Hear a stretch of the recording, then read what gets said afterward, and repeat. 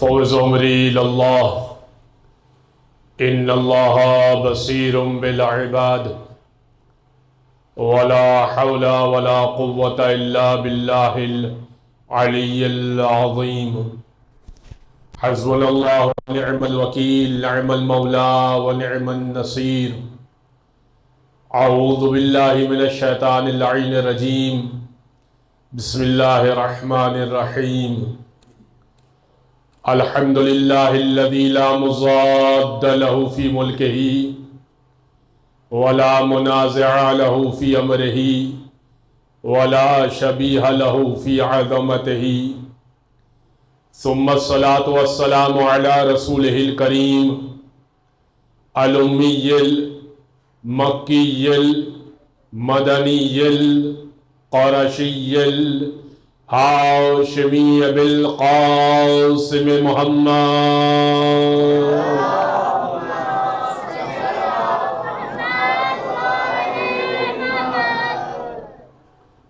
وعلى أهل بيته الطيبين الطاهرين واللعنة الدائمة على أعدائهم أجمعين من يوم ظلمهم وعداوتهم إلى قيام يوم الدين اما بعد فقد قال الله سبحانه وتعالى في محكم كتاب مبين بسم اللہ الرحمن الرحیم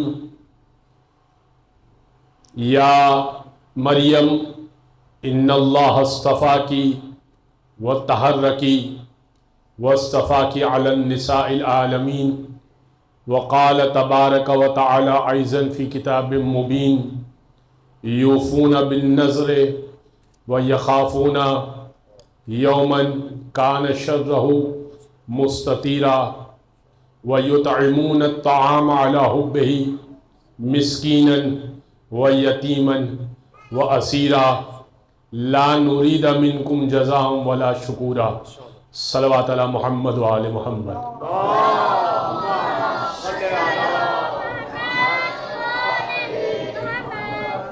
حضرات گرامی، اس بابرکت مجلس عزا کے لیے جو ایک منفرد سلسلہ مجلس عزا ہے کہ جس میں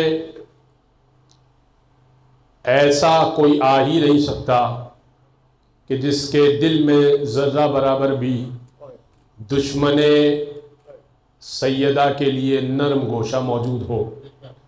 اس منفرد سلسلہ مجالس کے لیے میں نے جس موضوع کو منتخب کیا وہ ہے آیات فاطمہ۔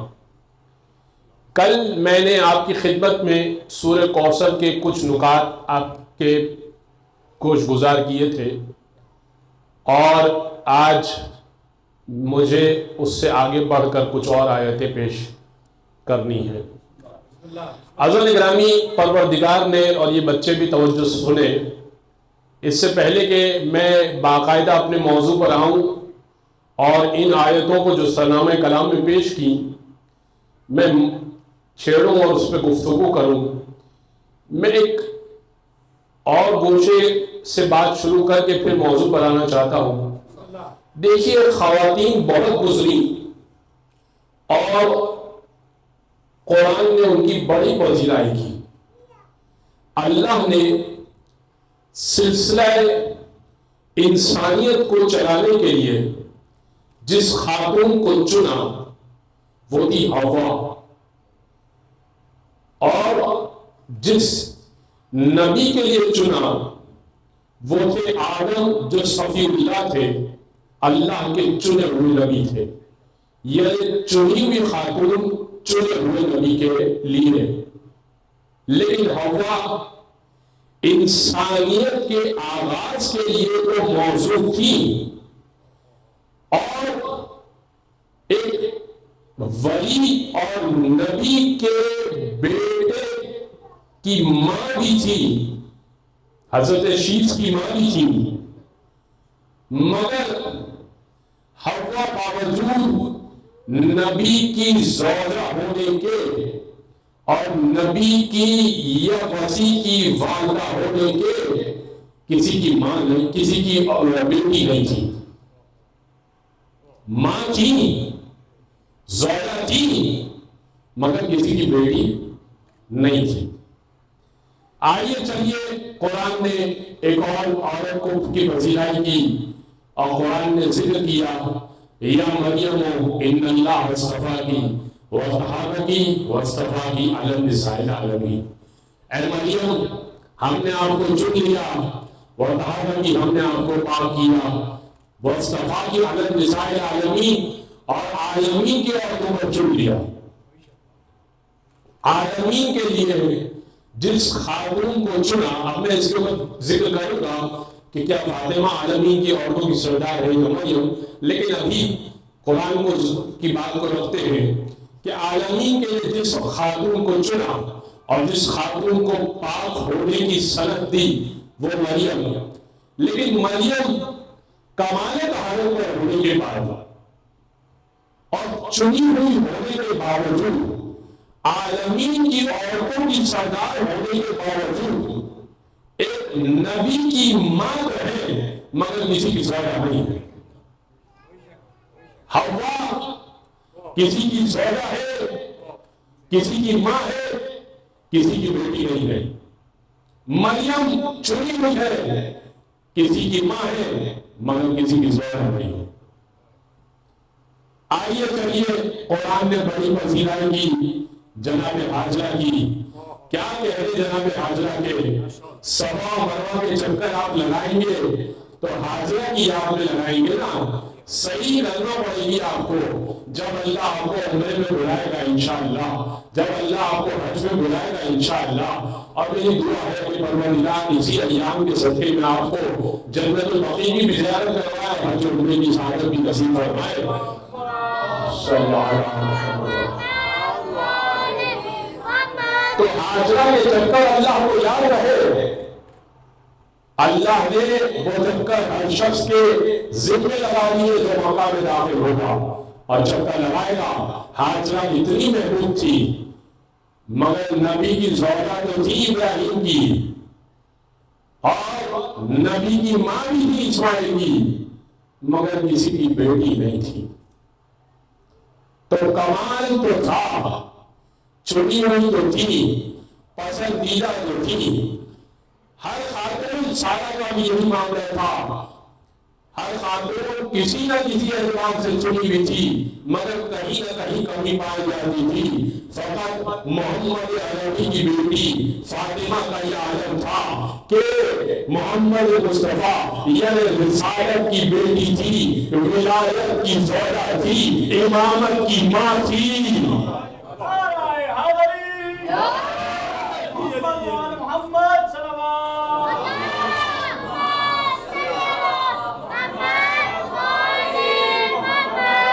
تو یہ بھی عورتیں بہت ہیں مگر ہر لحاظ سے کامل اگر چاہیے تو در فاطمہ پڑھانا پڑے گا.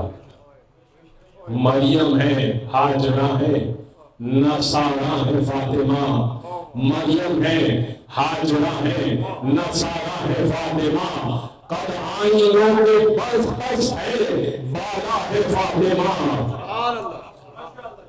آئینوں کے قد بس ہے، بالا ہے فاطمہ. بس گرامی اس مرحلے پر آپ کو لگ نہیں اور زہرت سماعت کو تھوڑا اور بیان کیجیے گا اور سنیے گا. جس آیتوں پر میں آپ کو جانا چاہ رہا ہوں، یا مریم ان اللہ صفاکی وطہرکی واصطفاکی علی النساء العالمین. اے مریم، ہم نے آپ کو چن لیا، وطہرکی ہم نے آپ کو پاک کیا، واصطفاکی علی النساء العالمین اور عالمین کی عورتوں پر چن لیا.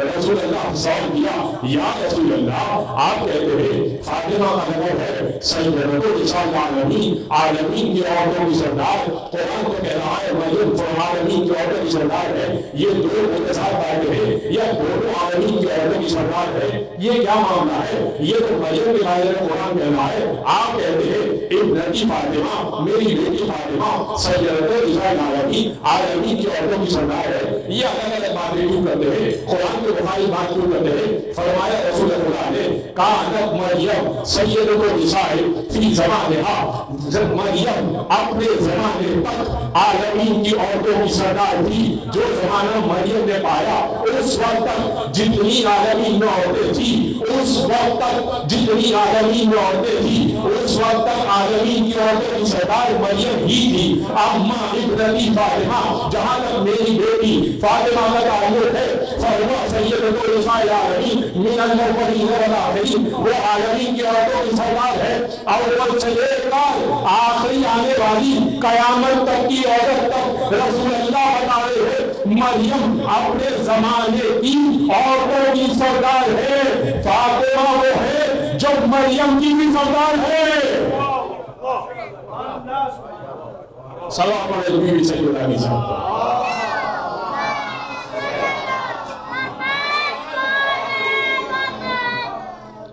لہذا اپنے زمانے تک ہے مریم، زمانے مریم ختم ہوا، اب عالمین کی عورتوں کی سردار نہیں رہی، لیکن سیدہ زہرا عالمین کی عورتوں کی سردار رہیں گی جنت تک، قیامت تک۔ جو عورت آئے گی سردار کون؟ سیدہ۔ سیرت کی سیرت اپنائی جائے فاطمہ کی، مریم کی سیرت نہیں اپنائی جائے گی، اب فاطمہ کی سیرت اپنائی جائے گی۔ بس میرے اگر یہ آپ کی ذہن میں یہ آیت بیٹھ گئی تو آئیے چلیے میں نے جو آیت ایک اور پیش کی اس کی طرف۔ یہ سورہ ہے، سورہ حلاقہ کے نام سے، سورہ انسان کے نام سے، سورہ تہر کے نام سے۔ اس سورہ کے 3 نام ہیں، اور بھی متعدد نام ذکر ہوئے، یہ 3 مشہور نام ہیں۔ اور اس کی پہلی آیت یہ ہے حل اتی علی الانسان حین من الدہر لم یکن شیئا مذکورا۔ کیا انسان کو یہ یاد نہیں ہے کہ اس پر ایک ایسا زمانہ بھی گزرا؟ حل اتی علی الانسان حین من الدہر لم یکن شیئا مذکورا، کہ وہ قابل ذکر کوئی چیز ہی نہ تھا۔ کیا ایسا کوئی زمانہ گزرا نہیں؟ انسان کو یہ یاد نہیں ہے؟ اب چونکہ آیت کا ذکر کر رہا ہوں تو ذرا سا ایک لمحے کے لیے موضوع سے ہٹوں گا۔ جب علی ابن ابی طالب سے کسی نے سوال کیا کہ یا علی یہ بتائیے کہ سب سے بڑی نعمت انسان کی کون سی ہے؟ اب دیکھیے یہ ہاتھ اگر نہ ہو تو بیان کرنے میں ذرا دقت کا سامنا ہو۔ انسان ہاتھ ہلا کر بیان کرتا ہے، کھانے پینے میں مددگار ثابت ہوتے ہیں، ٹیک لینے میں، سہارا لینے میں ہاتھ بہت کام کے ہاتھ ہے، بڑی نعمت ہے ہاتھ۔ جس کے پاس ہاتھ نہ ہونا جا کے اس سے پوچھیے، تو ہاتھ تو بہت بڑی نعمت ہے۔ ارے ہاتھ تو چھوڑیے، ایک انگوٹھے میں ذرا کٹ لگ جائے نا تو بٹن بند کرنے میں بڑی تکلیف ہوتی ہے۔ اور بہت اللہ کی نعمت سمجھ میں آتی ہے کہ کیا شان ہے اس انگوٹھے کی، کیا نعمت ہے یہ انگوٹھا۔ اگر کسی کے پیر نہ ہو یا خدا نہ کرے کسی کچھ پیر انگلی میں ہی کٹ لگ جائے، کچھ دن وہ لگڑا کے چلتا ہے تو اس کو پتہ چلتا ہے کہ 2 پیر پہ چلنے کا کیا مزہ اور کیا لطف ہے۔ وہ جو ویل چیئر پر ہیں، وہ جو عصا کے سہارے چلتے ہیں، ان سے پوچھئے کہ مکمل صحت کے ساتھ 2 پیروں پہ چلنے کی نعمت کیا ہوتی ہے؟ تو پیر بہت بڑی نعمت ہے، دماغ بہت بڑی نعمت ہے۔ دماغ جس کا نہیں ہے، یعنی جو صحیح بات نہیں کر سکتا، گفتگو نہیں سمجھ سکتا، بات کو ٹھیک طریقے سے محسوس نہیں کر سکتا، اگر ان کے ماں باپ سے پوچھئے ان پر کیا گزر نہیں ہے ایسے بچوں کو پال کر، تو دماغ بہت بڑی نعمت ہے۔ ایک ایک چیز کو دیکھتے جائیے، آنکھیں بہت بڑی نعمت ہے۔ ہم ہر چیز کو الحمدللہ دیکھ رہے ہیں، رنگوں کو دیکھ رہے ہیں، چیزوں کو محسوس کر رہے ہیں، یہ دماغ تک جا رہی ہے، باتیں محسوس ہو رہی ہیں، اور ہم چیز بول سک رہے ہیں، سمجھ سک رہے ہیں، اس لیے کہ یہ چیز پہلے دیکھ رہے ہیں، پھر دماغ میں جا رہی ہے، پروسیس ہو رہی ہے، اس کے بعد سارے اعمال ہو رہے ہیں۔ آنکھیں بہت بڑی نعمت ہے۔ جس کی آنکھوں میں موتیا اترا ہوا ہے، جس کے موٹے چشمے لگے ہوئے ہیں، جا کے اس سے پوچھئے کہ 6/6 کی نظر کیا ہوتی ہے۔ تو ہر نعمت بہت بڑی نعمت ہے، لیکن علی سے سوال کیا گیا، وہ جو زبان بیان کا فصیح و بلیغ عالم ہے، اس سے جب کسی نے سوال کیا یا علی یہ بتائیے کہ انسان کے لیے سب سے بڑی نعمت کیا ہے؟ امام نے پلک جھپکنے کی دیر نہ لگائی، وہی جواب دیا جو قرآن نے ذکر کیا، فرمایا انسان کی سب سے بڑی نعمت ہی یہ ہے کہ آدم سے وجود دے دیا، تم کچھ بھی نہیں تھا، اشرف المخلوقات بنا دیا۔ خدا چاہتا تو یہ لکڑی بنا دیتا، یہ لوہا بنا دیتا، در و دیوار اور دروازے بنا دیتا، یہ فنا ہو جاتے ان کی کوئی حیثیت نہ ہوتی، یہ ختم ہو جاتے، قیامت اعلانی ہے شاید اس سے بھی پہلے ختم ہو جاتے، ان کی ایک لائف ہوتی ہے، ان کی ایک میعاد ہوتی ہے، ختم ہو جاتے ہیں۔ خدا چاہتا تو یہ بنا دیتا، مگر نہیں، خدا نے تمہیں آدم سے وجود دیا، اور وجود بھی کیڑے مکوڑے کا نہیں دیا، کسی جانور کا نہیں دیا، اشرف المخلوقات کا وجود دیا۔ یعنی اب تم چاہو تو فرشتوں سے افضل ہو جاؤ، اور تم چاہو تو جانوروں سے پستر اور بدتر ہو جاؤ۔ یہ ہے انسان کی حیثیت۔ بس اس آیت پر سے زیادہ وضاحت نہیں کرنی۔ یہ آیت تو ابتدائی آیت ہے، اس وجہ سے اسے سورہ انسان کہا جاتا ہے۔ لفظ انسان اس کے اندر آیا، لفظ دہر اس کے اندر آیا، اس کے اندر لفظ حل آیا، حلقہ علی الانسان حین من الدہر، تو تینوں نام اسی آیت سے لے لیے گئے۔ لیکن یہ سورہ اہل بیت ہے، یہ سورہ فاطمہ ہے۔ کیوں؟ کیونکہ اس سورہ کے اندر وہ واقعہ ذکر ہوا ہے جو بڑا کم پڑھا جاتا ہے ممبروں سے، لیکن آپ کے ذہنوں میں محفوظ ہے۔ اب قرآن کی آیتیں پڑھ دیتا ہوں پہلے، پھر سورہ آواز کی وضاحت کر دیتا ہوں، نئی نسل تک آگے واقعہ پہنچ جائے۔ دیکھیے اصل گرامی، قرآن نے ذکر کیا یوفون بالنذر ویخافون کان شرہ مستطیرا، یہ نذر کی وفا کرتے ہیں۔ یوفون بالنذر ویخافون کان شرہ مستطیرا، اس دن سے یوم کان شرہ مستطیرا، یہ نظر کی وفا کرتے ہیں، یعنی منت جو مانتے ہیں، نظر یعنی منت، جو منت مانتے ہیں اس کی وفا کرتے ہیں، اور اس دن سے ڈرتے ہیں جس کا شر بڑا بھیانک ہے۔ وَيُطْعِمُونَ الطَّعَامَ عَلَىٰ حُبِّهِ، اور اس کی محبت میں کھانا کھلاتے ہیں۔ اگر میں بڑی توجہ سے میں آج باہر ترجمہ کر رہا ہوں اور پھر میں اس کی محبت کو سمجھاؤں گا، اگر آپ سمجھ لیں تو بہت لطف اندوز ہوں گے۔ اور اس کی محبت میں کھانا کھلاتے ہیں، وَيُطْعِمُونَ الطَّعَامَ عَلَىٰ حُبِّهِ، حُبِّهِ کہا ہے، وَيُطْعِمُونَ الطَّعَامَ عَلَىٰ حُبِّهِ، اور اس کی محبت میں کھانا کھلاتے ہیں، مسکیناً ویتیماً واسیرا، مسکین کو کھانا کھلاتے ہیں، مسکین یعنی غریب سے بھی کمتر، مسکین کو کھانا کھلاتے ہیں، ویتیماً، اور یتیم کو کھانا کھلاتے ہیں جس کے سر پہ باپ کا سایہ نہ ہو، واسیرا، اور ایک قیدی کو کھانا کھلاتے ہیں، اور کہتے ہیں لا نريد منكم جزاء ولا شکورا، تم سے کوئی جزا نہیں چاہیے، تم سے کوئی شکریہ نہیں چاہیے، انما نطعمكم لوجه الله، ہم نے تو اللہ کے لیے کھانا کھلایا تھا، ہمیں تو اللہ سے جزا اور شکریہ چاہیے۔ اب آیت نے اپنے سوال کو فرمائی، اور اب آئیے سنیے، ایک مرتبہ حسنین کریمین بیمار ہو گئے، حسنین کریمین بیمار ہو گئے، اور بیماری کی صورت ختم نہ ہونے کی بخار تھا۔ اللہ نے رسول جب گھر تشریف لائے، سیدہ سے پوچھا کہ بچے کہاں ہیں؟ کہا یا رسول اللہ دونوں بیمار۔ کہا منت مانیے کہ میں 3 روزے رکھوں گی۔ سیدہ آپ منت مانیے کہ میں 3 روزے رکھوں گی اگر میرے بچے صحت یاب ہو گئے، اور اگر صحت یاب ہو گئے پھر آپ منت اتار دیجیے۔ رسول گرامی کا حکم بھی تھا، اور سیدہ کو منت پسند بھی آئی، تو سیدہ نے اسی وقت بچوں کی خاطر منت مانی، اور بخار اتر گیا، بچے ٹھیک ہو گئے۔ سیدہ شرعی طور پر سیدہ پر ہی واجب تھا کہ وہ روزہ رکھتی، لیکن جب سیدہ نے روزہ رکھا تو حسنین کہنے لگے اماں آپ روزہ رکھیں اور ہم نہ رکھیں، تو ہم بھی روزہ رکھیں۔ تو علی کہنے لگے کہ سیدہ زہرہ روزہ رکھے اور علی نہ رکھے، تو ہم بھی رکھیں گے۔ تو رسول گرامی کہنے لگے کہ فاطمہ ٹکڑا روزہ رکھے اور کل روزہ نہ رکھے، تو ہم بھی رکھیں گے۔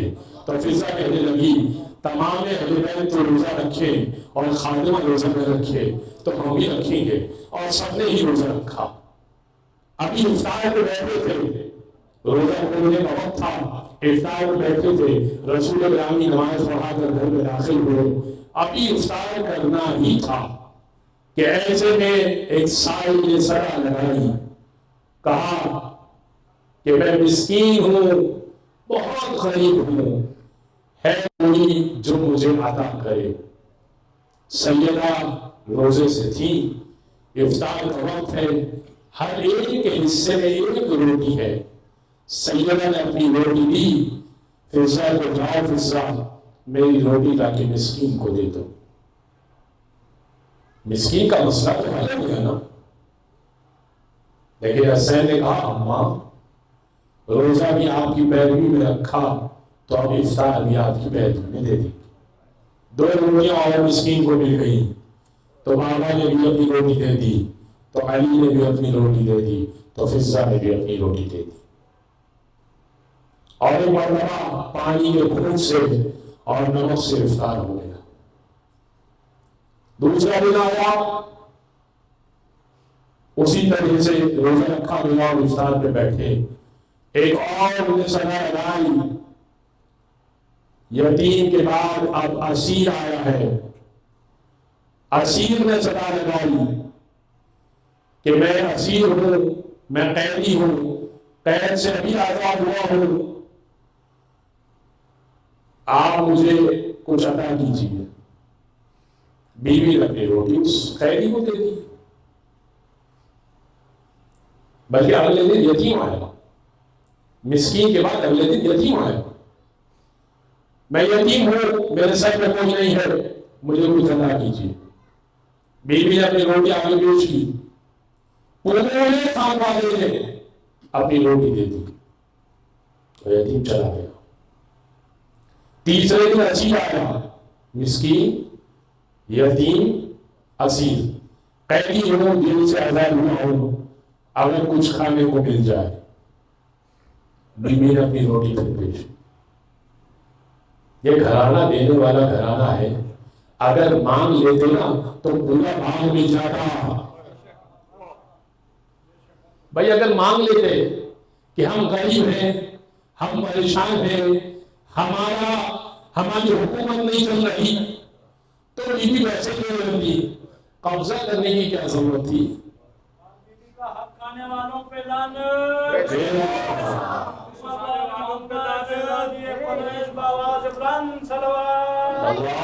اللہم صلی علی محمد۔ اچھا تینوں دن جب ادا کر دیا، جبریل آئے، آنے کے بعد کہنے لگے یا رسول اللہ، پروردگار نے آپ اور سیدہ اور پورے گھرانے کی شان میں یہ آیتیں نازل کی ہے۔ جس مرحلے پر میں نے آپ کو روکا تھا وہ مرحلہ دوبارہ سے میں آپ کی سماعتوں کی نظر میں حاضر کروں گا۔ وہ مرحلہ کیا تھا؟ انما نطعمکم لوجہ اللہ، اور ہم تو اللہ کی خاطر کھلاتے ہیں۔ وَيُطْعِمُونَ الطَّعَامَ لِحُبِّهِ، ہم نے اس کی محبت میں کھانا کھلایا ہے۔ کس کی محبت میں؟ میں نے کئی ترجمے دیکھے، سب نے یہی لکھا کہ وَيُطْعِمُونَ الطَّعَامَ عَلَى حُبِّ اللَّهِ، محبت خدا کی خاطر یتیم، مسکین، اسیر کو کھانا کھلایا۔ لیکن شیعہ تفاسیر میں لکھا نہیں، محبت پروردگار کو پہلے سے ہی تھی، ویسے ہی کھلاتے رہتے تھے۔ کمال یہ نہیں ہے کہ محبت پروردگار میں کچھ کھلا دیا جائے، کمال تو یہ ہے کہ کون شخص اپنی محبوب چیز کو آگے پیش کرے۔ یہ ہے ترجمہ وَيُطْعِمُونَ الطَّعَامَ عَلَى حُبِّ الطَّعَامِ، جبکہ وہ طعام کو محبوب رکھتے تھے، جبکہ وہ کھانے کو محبوب رکھتے تھے، جبکہ وہ غذا ان کو چاہیے تھی، کھانا چھوڑ دیا، یتیموں، مسکینوں اور اسیر کو کھلا دیا، ادھر انہوں نے کھلایا، ادھر آیتیں آ گئی۔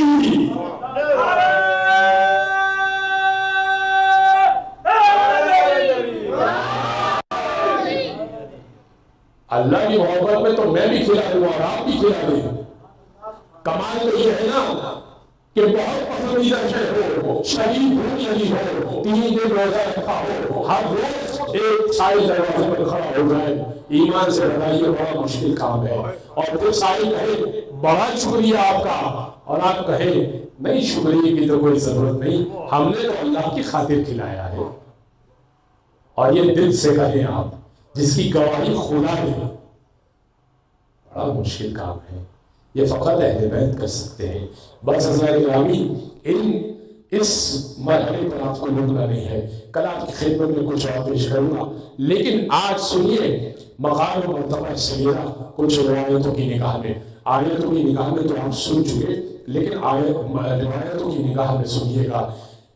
امام حسن عسکری علیہ السلام فرماتے ہیں, اللہم صل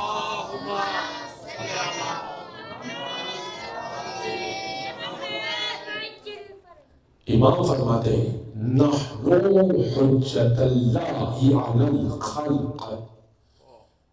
ہم پر کون حجت ہے؟ مہدی آخر الزمان حجت ہے نا ہم پر. ہم پر حجت کوئی نہیں. فرمایا نحن حجت اللہ علی الخلق, خلقت خدا پر ہم حجت ہیں. وفاطمہ حجت علینا, اور فاطمہ ہم پر اللہ کی حجت ہے. مرحلہ فاطمہ یہ ہے, مقام فاطمہ یہ ہے کہ اگر ائمہ پر کوئی حجت ہے تو بی بی زہرا ہے. دیکھیے ٹھیک ہے کہ ان سے حدیث نہ لی جائے یا ان سے ان کو منصب امامت نہ ملا جائے, وہ ایک مرحلہ اور ہے کہ عورت امام نہیں بن سکتی. لیکن اس کا مطلب یہ نہیں ہے کہ دین, میں آپ کو ایک خدمت میں آپ کی عرض کرتا ہوں, جب ایک خاتون, یہی جو میں نے آپ کی خدمت میں بات پیش کی کہ یہ کھلا دیا کرتے ہیں, ایک خاتون گئی, شاید یہ میں واقعہ پیش کر چکا ہوں لیکن اگر تکرار ہو جائے تو دوبارہ سن لیجیے. ایک خاتون گئی اور کہا کہ مجھے کچھ مسائل پوچھنے ہیں. بی بی سیدہ کے پاس گئی, بی بی سے کہا کہ میرا شوہر بزنس مین ہے, اچھا کماتا ہے, آپ مجھے یہ بتائیے کہ اس پر کتنی زکوٰۃ اور کتنا خمس ہوگا. اچھا یہ بھی ذہن میں غلط فہمی ہے, یہاں ممبر کے توسط سے یہ بات ذکر کر دوں کہ خمس ہر ایک کو دینا ہے, جیسے نماز ہر ایک کو پڑھنی ہے, فطرہ ہر ایک کو دینا ہے. اس میں ایسا نہیں ہوتا کہ سید کو خمس نہیں دینا. ہاں سید کو دیا جاتا ہے لیکن قریب سید کو دیا جاتا ہے. امیر سید کو خمس نکالنا ہے.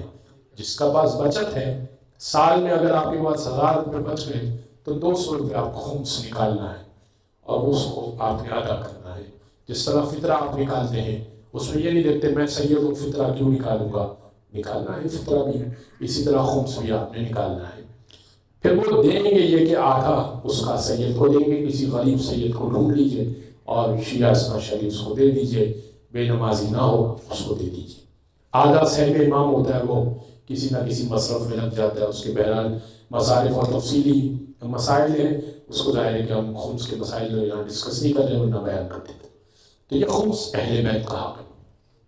اس نے پوچھا کہ اس پر کتنی زکوٰۃ اور کتنا خمس ہے. بی بی نے اس کو حساب کر کے بتا دیا کہ مال تجارت پہ اتنی زکوٰۃ اور اتنا خمس ہے. اس خاتون نے یہ سوال کیا کہ اگر آپ ہوتی تو کیا آپ پر بھی یہی ہوگا؟ بی بی نے کہا کیا کمال کا سوال ہے.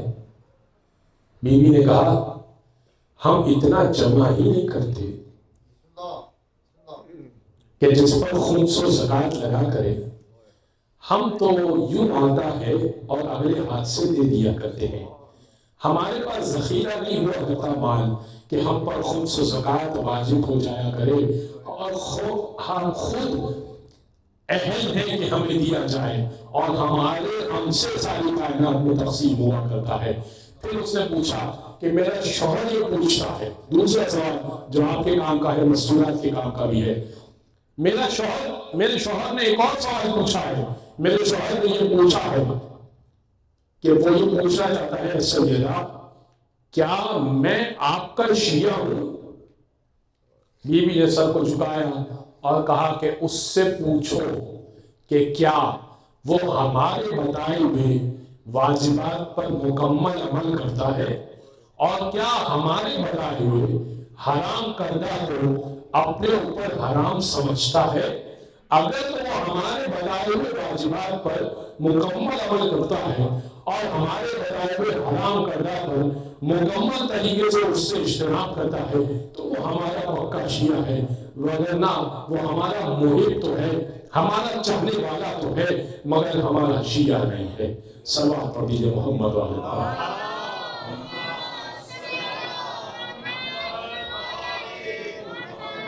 خاتون نے بہت سارے مسائل پوچھے کہ واقعہ ابھی تمام نہیں ہوا۔ خاتون نے بہت مسائل پوچھے، جب مسائل پوچھنے کے بعد شرمندہ سی ہو گئی، بیوی نے کہا کہ آپ شرمندہ کیوں ہو رہی ہیں؟ کہا کہ میں آپ کو زحمت دے رہی ہوں، بعض اوقات ہم سے بھی لوگ سوال کرتے ہیں، پھر کہتے ہیں ایک سوال اور پھر شرمندہ ہو جاتے ہیں، کہتے ہیں آپ کو بڑی تکلیف دی، بڑا وقت لے رہے ہیں آپ کا شکریہ بھی ادا کریں، کیا شکریہ ادا کریں؟ تو یہ واقعہ مجھے تقویت دیتا ہے۔ اس خاتون نے بڑے سوالات کیے، جب بار بار سوال کرتی تھی کہ ایک سوال اور کر لوں، ایک سوال، ظاہر ہے کہ بیوی کی صحبت میں بیٹھ کر اگر وہ سوال کرے تو کیا لطف آتا ہوگا۔ اس نے کہا کہ سیدہ آپ کو بڑی زحمت دے رہی ہوں، آپ کو تکلیف تو نہیں ہو رہی میرے پاس بیٹھ کر، آپ کو کوئی کام تو نہیں ہے، مصروفیت تو نہیں ہے؟ بیوی نے کہا کہ نہیں، آپ کو جتنا وقت لینا ہے لیجئے، پوچھنا ہے پوچھئے، دین سیکھنا ہے سیکھئے۔ کہا کہ آپ کو کوئی زحمت نہیں ہوتی، لوگ آپ سے پوچھنے آتے ہیں، آپ وقت نہیں دیتی ہیں۔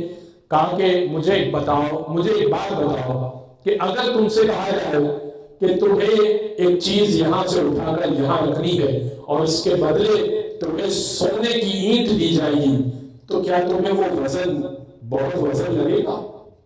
ایک چھوٹا سا وزن ہو اور تمہیں کہا جائے کہ ایک جگہ سے اٹھا کے دوسری جگہ رکھنا ہے اور اس کے بدلے تمہیں سونے کی اینٹ دی جائے، کیا تمہیں وزن بہت وزن لگے گا؟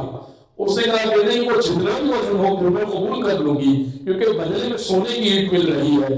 کہا بس یہی معاملہ ہے، جب تم سوال کرتی ہو تو ایک سوال کا جو میں جواب دیتی ہوں، پروردگار کتنے ہی سونے کے محلات میرے لیے جنت میں تعمیر کر رہا ہے، میرے لیے کوئی مشکل کام نہیں ہے، تم سوال جتنا پوچھو میں جواب دیتی جاؤں گی۔ سلام پڑھتے محمد والے محمد۔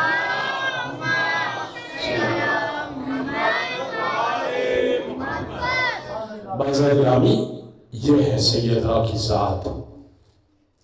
لوگ سمجھتے ہیں کہ لوگ سیدہ گھر میں بیٹھا کرتی تھی، سیدہ تبلیغ پر نہیں جایا کرتی تھی، لوگ سمجھتے ہیں کہ گھر سے باہر نہیں نکلا کرتی تھی۔ میں ایک واقعہ اور پڑھ کے، ابھی کچھ تھوڑا وقت ہے، ایک واقعہ اور پڑھ کے میں منزل مسائل پر آؤں گا۔ ایسا نہیں ہے کہ آپ لوگ یہ سمجھے کہ میں نے مجلس تمام کر دی، سنیے گا ابھی، کیونکہ یہی وہ دن ہے کہ جس وقت ہم لوگ اکٹھا ہوئے بی بی سیدہ کے لیے، کہاں زندگی ملے گی، کہاں وقت ملے گا، کہا نہ جانے، معلوم نہیں کہ میری زندگی ابھی اگلے دن ہے یا نہیں ہے، اگلے 10 منٹ بعد ہے یا نہیں ہے۔ کچھ پڑھ لوں اپنی آخرت کے لیے بنا لوں، کچھ سن لیں اور اپنی آخرت کے لیے بنا لیں۔ ایک واقعہ سنیے گا، ایک یہودی گھر میں اس کے فاتح ہیں، بی بی سیدہ چوری کیا کرتی تھی۔ کیسی چوری؟ یہ آخری واقعہ ہے اور یقین جانیے آپ کو ایسا لطف آئے گا کہ سنیے، بی بی سیدہ چوری کیا کرتی تھی۔ کیسی چوری کیا کرتی تھی؟ ایک مرتبہ ایک یہودی جس کے گھر میں فاتح تھے، مدینہ کا رہائشی تھا، یہ تو سوچیے مدینہ میں کوئی یہودی نہیں رہتا تھا، رہتے تھے، جزیہ دے کر رہتے تھے، ٹیکس دے کر رہتے تھے۔ ہر شخص کافر عربی نہیں ہوا کرتا، ہر شخص جنگ کے لیے آمادہ نہیں ہوا کرتا، کچھ پرانے لوگ بھی ہوا کرتے ہیں۔ جب وہ یہودی، اس کو کسی سخت اس کو ضرورت پڑ گئی اور اس کے پاس کچھ بھی پیسے نہ تھے، مال و دولت کچھ بھی نہ تھا، تو اس کی زوجہ نے کہا کہ تم ایسا کرو کہ ہمیں مسلمانوں میں سے کسی سے توقع تو نہیں ہے کہ کوئی کچھ عطا کرے، مگر محمد کے گھرانے سے یقیناً کچھ نہ کچھ مل جائے گا، محمد کے گھرانے سے کچھ نہ کچھ مل جائے گا۔ وہ زوجہ گئی اور سیدہ کے دروازے پر آئی، توجہ رکھیے گا، زوجہ گئی سیدہ کے دروازے پر آئی، نقل بات کیا، مغرب کے بعد کی بات ہے، مغرب کے بعد تو اس دور میں اندھیرا چھا جاتا ہے. کہا کہ میں یہودی ہوں، مسلمان میں سے کوئی مدد نہیں کر رہا اس لیے کہ ہم یہودی ہیں، ہمارے گھر میں کھانے کو کچھ بھی نہیں ہے، آپ کچھ عطا کیجیے کہ ہمارے گھر میں کچھ کھانے کو آ جائے. رات کا یہ پہر ہو گیا، ہمارے پاس کچھ بھی نہیں. بیوی نے کہا کہ اس وقت تو میرے پاس بھی کچھ بھی نہیں ہے، مگر میری چادر ہے. ایک چادر، سیدہ کے پاس کل ایک چادر تھی بڑی، جسے وہ بچھاتی تھی اور جب نکلتی تھی تو اسی کو اوڑھ لیا کرتی تھی. کہا ایک چادر ہے میرے پاس، وہ آپ لے لیجئے، بازار میں جو قیمت لگے وہ قیمت اس کی لگائیے اور انہیں کھانے کا انتظام کیجیے، اس سے کہ کوئی بھوک سے مر رہا ہو. تو یہ سیدہ کو کیسے، یہ کسی کو کیسے گوارا ہوگا. بیوی نے اس کو وہ چادر ادا کی، ہاتھ باہر نکال کر وہ خاتون چادر لے کر آئی، چادر تطہیر لے کر آئی، وہی چادر جس کو رسول اللہ نے تانا تھا. سن چکے ہیں آپ واقعہ، حدیث قصہ کو پڑھیے گا انشاءاللہ.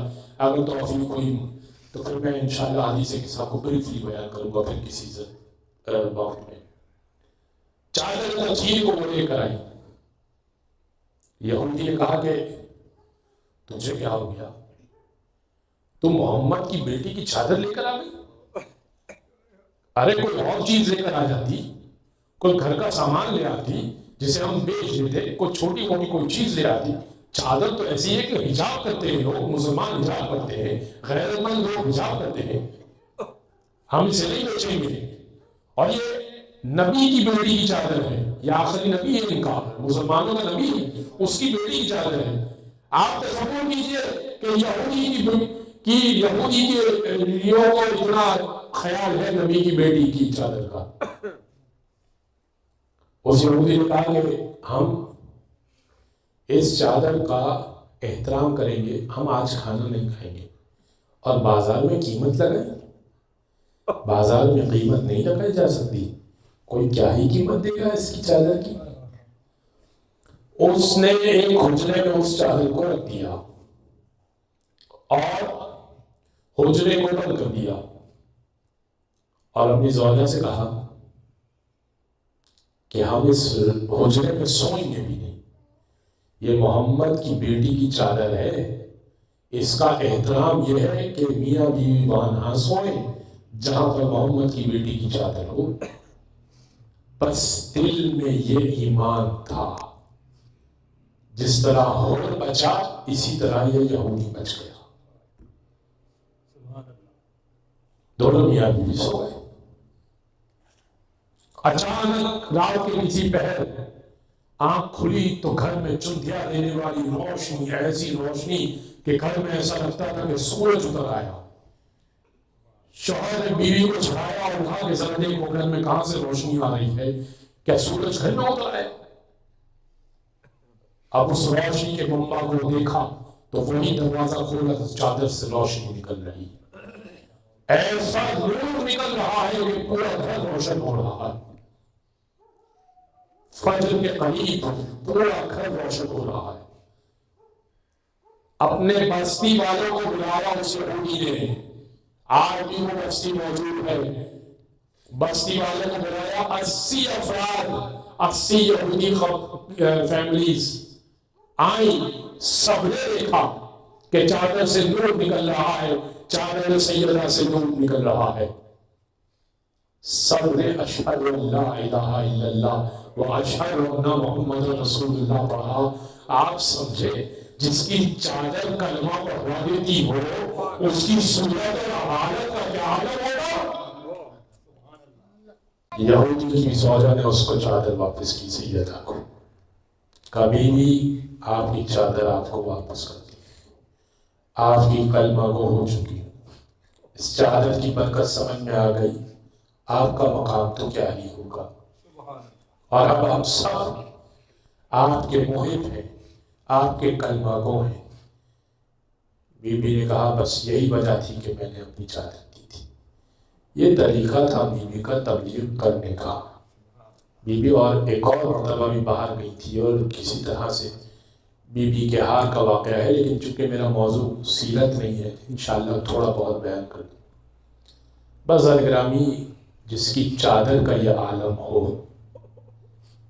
وہ فاطمہ، وہ فاطمہ سن 11 ہجری ہے، 28 صفر ہے، رحلت رسول ہے، وفات رسول کا وقت قریب ہے۔ رسول اللہ، میں پھر دعا کروں گا کہ خدا آپ کو مسجد نبوی کی زیارت نصیب فرمائے۔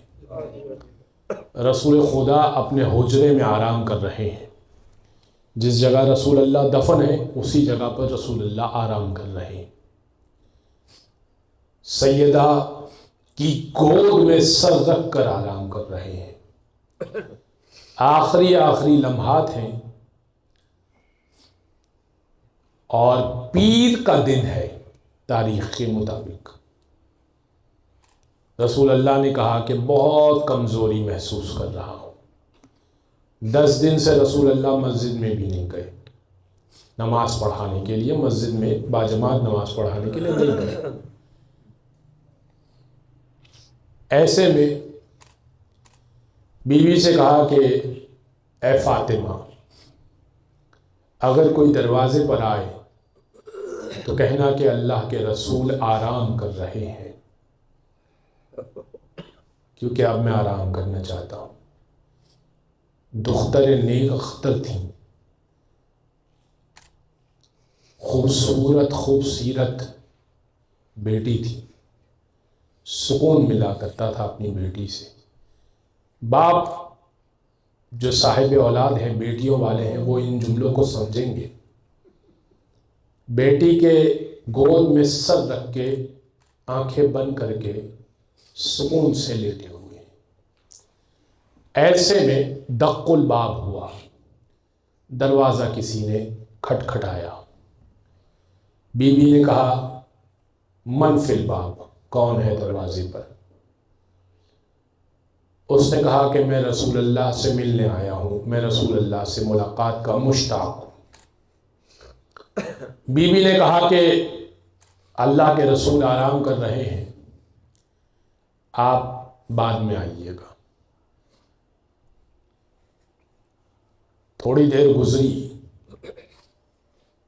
دروازے پر پھر کسی نے کھٹکھٹایا۔ بی بی نے پھر کہا کہ آپ کون ہیں؟ اس نے یہی کہا کہ میں رسول کی زیارت کا مشتاق ہوں، بہت ضروری کام ہے، ملنا چاہتا ہوں۔ بی بی نے کہا ابھی آپ سے کہا رسول آرام کر رہے ہیں، آپ تھوڑی دیر بعد کیوں نہیں آ جاتے؟ وہ تیسری مرتبہ اس نے کھٹکھٹایا۔ بی بی نے کہا کہ ہائے افسوس، میری بات سمجھ میں نہیں آ رہی آپ کو۔ اور اب سیدہ کی آنکھ سے آنسو نکلے اور رخسار رسول پر گرے۔ جیسے ہی رخسار رسول پر گرے تو رسول اللہ نے آنکھیں کھولی اور کہا کہ سیدہ ماجرا کیا ہے؟ میری زندگی میں آپ روتی کیوں ہیں؟ کہا کہ بابا، بار بار دروازے پر کوئی آتا ہے، کہتا ہے رسول کی زیارت کا مشتاق ہوں، بڑا ضروری کام ہے، رسول سے ملنا بہت ضروری ہو گیا ہے، آپ اجازت دیں تو اندر آ جاؤں، آپ اجازت دیں تو اندر آ جاؤں۔ میں اس سے کہتی ہوں رسول اللہ آرام کر رہے ہیں، ذرا بعد میں آ جانا، ذرا بعد میں آ جانا، لیکن وہ آپ کے آرام میں خلل ڈال رہا ہے۔ کہا اے فاطمہ، جانتی ہے یہ دروازے پر کون ہے؟ یہ دروازے پر ملک الموت ہے۔ کسی نبی مرسل کے پہنچ کر نہیں آتا، کسی نبی مرسل کے دروازے پر پہنچ کر نہیں آتا، مگر یہ آپ کے در کا شرف ہے، یہ آپ کے در کا احترام ہے کہ ملک الموت اجازت دیے بغیر اندر داخل نہیں ہو رہا۔ آپ نے روک کر رکھا ہے، آپ اجازت دیں گی تو اندر داخل ہوگا۔ میں کہوں گا سیدہ، یہ آپ کے در کا شرف تھا کہ ملک الموت بغیر اجازت اندر داخل نہیں ہوتا تھا، مگر کچھ لوگوں نے اسی دروازے کو لا लात भी मारी थी, हाथ भी मारा था, आग भी लगाई थी और सैयदा के ऊपर हाथ भी उठाया था। बस सुनिएगा, मैं मसाइल कल पेश करूंगा। बस एक मरतबा सैयदा ने आपकी आंखों से आंसू आ गए, खुदा आपको कोई गम न दे सिवाय गम अहले बैत के। सुनिएगा, एक मरतबा बीवी ने सवाल किया, या रसूल अल्लाह, तो इसका मतलब ये है कि आपका वक्त मौत करीब आ गया, क्या मैं अब तन्हा रह जाऊंगी, क्या मैं अब अकेली रह जाऊंगी? अजीब अजीब जवाब रसूल खुदा ने दिया। कहने लगे, फरमाने लगे, नहीं मेरी बेटी, मुसलमान तुझे जीने नहीं देंगे। पहली शख्सियत जो मुझसे मेरे मरने के बाद मुलाकात करेगी, ऐ फातिमा, वो आपकी जात होगी। और अब सैयदा मुस्कुराई, या रसूल अल्लाह, आपने तो बड़ी खुशखबरी सुनाई, मैं आपसे बहुत जल्द मुलाकात करूंगी। अच्छा, ये आपके लिए सैयदा खुशखबरी है, लेकिन मुसलमान जुल्म करेंगे, ये भी तो आपने सुना ना। और अब सुनिएगा, हाँ बड़ी सख्त बात है, लेकिन सैयदा अपनी जिंदगी में 2 ही मरतबा मुस्कुराई। मसाइल बड़े अजीब है, लेकिन सैयदा अपनी जिंदगी में 2 ही मरतबा मुस्कुराई। बाबे मिसाले रसूल, बाबे मिसाले रसूल, 2 मरतबा मुस्कुराई। एक ये मरतबा कि जब रसूल ने कहा, ये है फातिमा, सबसे पहले आप मुलाकात करेंगी। सैयदा मुस्कुराई, अच्छा मैं मुलाकात करूंगी, बड़ी खुशी की बात है, बहुत अच्छा है कि इनसे जान छूटेगी। और दूसरी मरतबा जब सैयदा बड़ी बीमार थी, कुछ देर गुजरने वाली थी कि रूह का फौजन सभी से प्रवास करने लगी, ऐसे में अस्मा बिन्त उमैस से पूछा, अस्मा, मुझे बड़ा खौफ है, जब मेरी मैयत उठाई जाएगी ना तो कद वाज़े हो जाएगा। अस्मा कहने लगी, बीबी खौफ न कीजिए, अफ्रीका में एक तरीका है ताबूत बनाने का, जब ताबूत बना दिया जाता है ना तो पूरी मैयत छुप जाती है और कद पता नहीं चलता, काट पता नहीं चलता, मैयत काज़े नहीं होती। अस्मा, मुझे ताबूत तो बना के दिखाओ। अस्मा ने ताबूत तैयार किया। बीबी मुस्कुराई, अल्लाह रे, कोई अपनी मौत पे मुस्कुराए, कोई अपने ताबूत को देखकर मुस्कुराए। हाय फातिमा की कुर्बात, हाय फातिमा की कुर्बात। अला वलानतुल्लाहि अलल कौमिज़ ज़ालिमीन व सयअलमुल्लज़ीना ज़लमू यौमल यनक़लिबून। परवरदिगार, तेरे वास्ते मोहम्मद और आले मोहम्मद का हमारे गुनाह कबीरा और सगीरा को माफ़ फरमा। इस ज़िक्र कसीर और ज़िक्र खैर को अपनी बारगाह में कबूल मंजूर फरमा। इमाम के ज़हूर में ताजील फरमा, ज़हूर की बेहतरीन तैयारी करने की तौफीक अता फरमा। इस साल और हर साल बार बार ज़ियारत आइम्मा अताहार, ज़ियारत अहले बैत, ज़ियारत आइम्मा मासूमीन, हज उम्रे की सादत नसीब फरमा। इस ससरारी को, अज़ाखानों को आबाद रख और हमसे कबूल फरमा। तेरे वास्ता मोहम्मद और आले मोहम्मद का हाज़रीन जो अपनी हाजात लिए बैठे हैं, सैयदा के सदक़े में इनकी हाजात को अपनी बारगाह में कबूल मंजूर फरमा। जो तंगदस्त हैं उनकी माली मुश्किलात को सैयदा के सदक़े में अपनी बारगाह में से दूर फरमा। जो औलाद के लिए परेशान है पाले वाले, तुझे वास्ता सैयदा के सदक़े में उनको औलाद अता फरमा। जो ज़ाती घर के लिए परेशान है, सैयदा के सदक़े में ज़ाती घर नसीब फरमा। जो किसी भी हवाले से परेशान है, एक मोमिन ने कहा था एक फैसला उनका आना है, परवरदिगार सैयदा के सदक़े में उनका फैसला उनके हक़ में करार दे। तुझे वास्ता मोहम्मद और आले मोहम्मद का जहाँ कहीं जो भी मोमिन परेशान है उसकी परेशानी को रफ़ा फरमा। इमाम के ज़हूर में ताजील फरमा, ज़हूर की बेहतरीन तैयारी करने की तौफीक अता फरमा। मातम हुसैन।